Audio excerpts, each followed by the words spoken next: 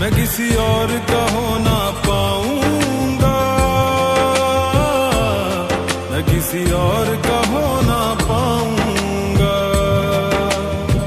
शिव की कृपा में मैं हूँ पला, उसकी ही उंगली पकड़ के चला।